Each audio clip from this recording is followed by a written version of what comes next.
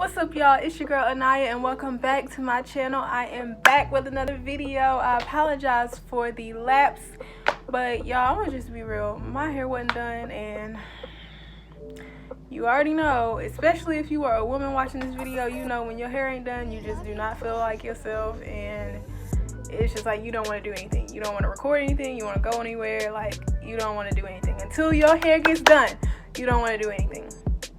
So that's kind of the phase that I was in.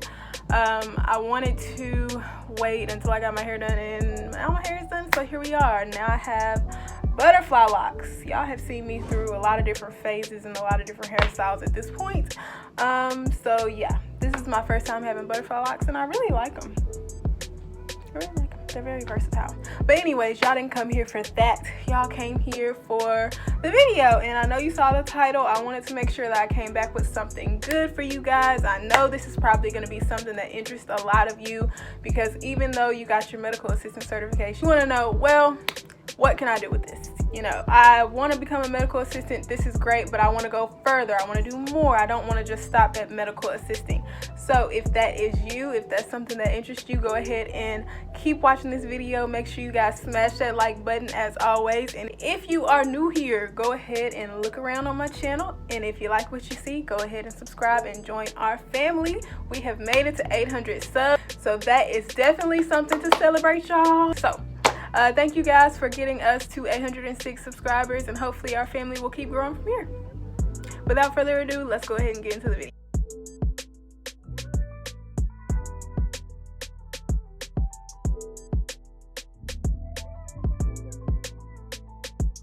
So the first job that I'm going to talk about that you can go ahead and bridge your medical assistant degree into is nursing. And when I say bridge, I don't literally mean like there's a bridge program, because those do exist, but that's not what I'm saying. What I'm saying is you have the skills as a medical assistant that can be transferable to this profession. A lot of people love this profession. A lot of people want to go into this profession. So nursing is arguably one of the most versatile professions there is in the medical field right now. With a nursing degree, you can pretty much go into everything. Like, you can work on pretty much any floor. They're always going to need nurses. And on top of that, nurses are always encouraging each other to grow and to keep going. There are so many ways to better yourself and excel in the nursing profession. If you are a medical assistant and you want to go into nursing, you definitely will have job security, and you definitely will always have a way to move up, per se, a way to further your education and further your career. If you are a medical assistant and you want to go into nursing, you have a couple of different options, okay? You can start off as an LPN, and an LPN is a licensed practical nurse. You can go to a program. It'll take about 2 years to graduate, and after that, you will then have to sit for the NCLEX PN. After you successfully pass that exam, then you will have successfully become a licensed practical nurse. After you get your LPN, if you want to move up and become an RN, then you'll just go back to school, and then you'll sit for another NCLEX exam. After you pass that exam, then you will become an RN.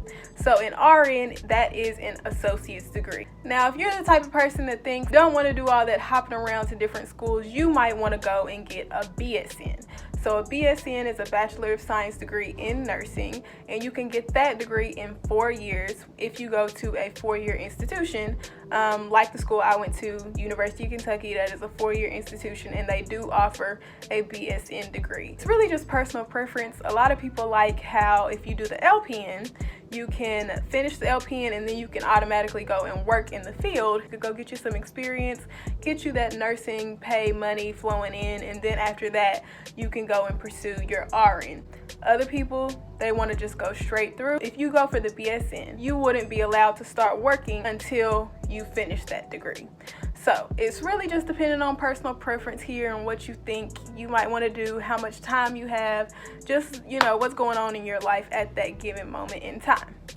The next profession that I'm going to talk to you guys about today is a registered behavior technician. So as far as exactly what RBTs do, I'm not sure, but I do know they specialize in behavior analysis. So whenever I would work with my kids that I worked with that had autism spectrum disorder, we had RBTs that worked with them on a daily basis or on a weekly basis, just depending on what the need of the child was.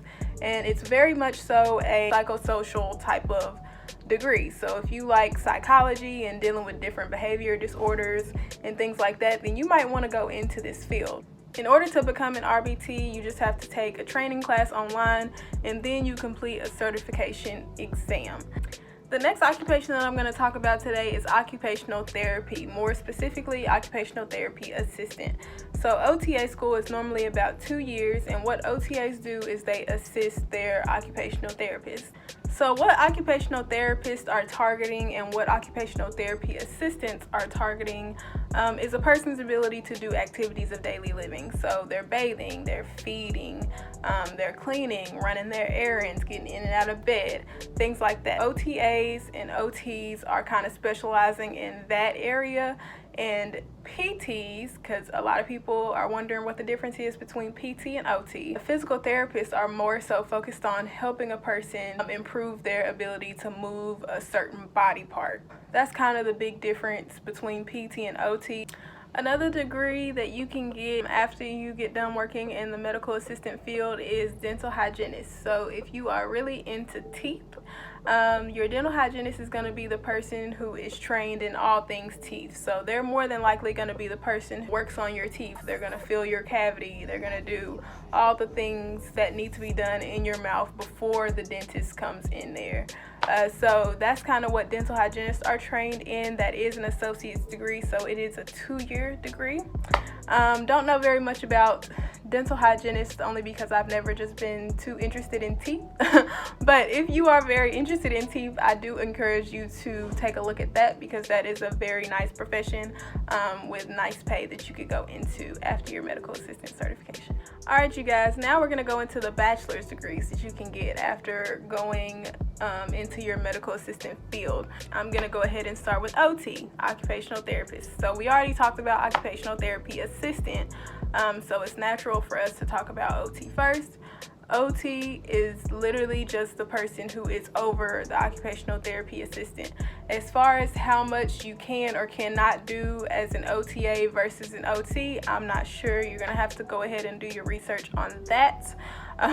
The obvious difference is going to be that the OT is going to make more money because they have a bachelor's degree, and the OTA has an associate's degree. So that's going to be one difference that I know of for sure. But as far as figuring out what can I do as an OT and what won't I be able to do as an OTA, you're going to have to do a little bit more research on your end.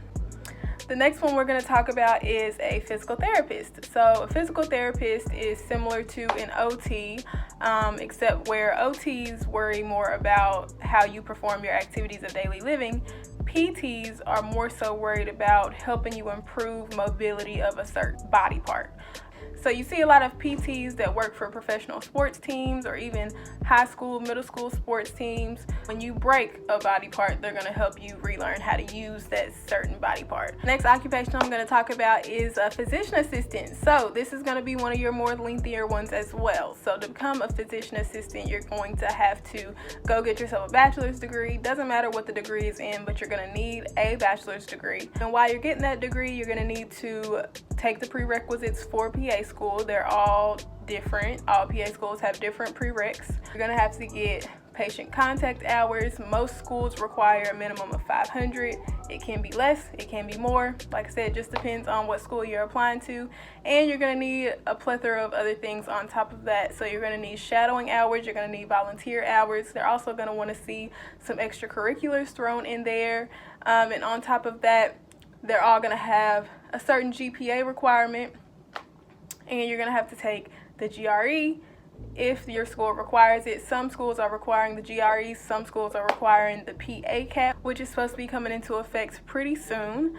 So once you have all of those things done, ideally, you will be a good candidate for PA school. If you would like to become a PA, that is how you would do it. So with that, I'm going to bridge on over into nurse practitioner. So when I talked about nurses, I didn't mention nurse practitioner because I wanted to kind of group all the things that would take a little bit longer time in the same category. So yeah, I just bumped nurse practitioner down to here. I did say nurse practitioner was very similar to PA because they are super similar. One of the biggest differences between PAs and nurse practitioners is that nurse practitioners can have their own practice and they can practice autonomously. But as far as everyday activities, they're going to diagnose, they're going to treat, they're going to prescribe medications, they can work in many different fields. So there are a few different ways that you can become a nurse practitioner. So if you go LPN, RN route, you can go and get your BSN, and then after you get your BSN, then you can go into an MSN program, and then you can specialize and become a nurse practitioner. If you don't go and get a bachelor's degree in nursing and you go and get a bachelor's degree in something else, and then you decide, oh, well, I want to become a nurse practitioner, there is a way for you to do that as well. They do have direct entry nurse practitioner programs out there, and you can go with a bachelor's degree in any field and get your master's degree in nursing.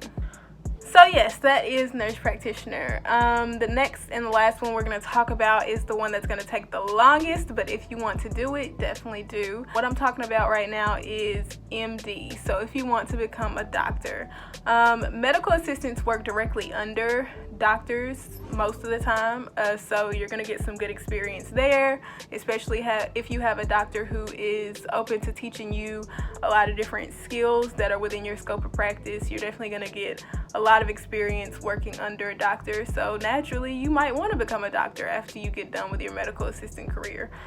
So if you want to do that, you're going to want to go get a bachelor's degree. It doesn't matter what your bachelor's degree is in, but I've heard that sometimes people do value science degrees. You don't have to get a science degree, but either way you're going to have to do those science prerequisites that are going to be required for you to apply to medical school.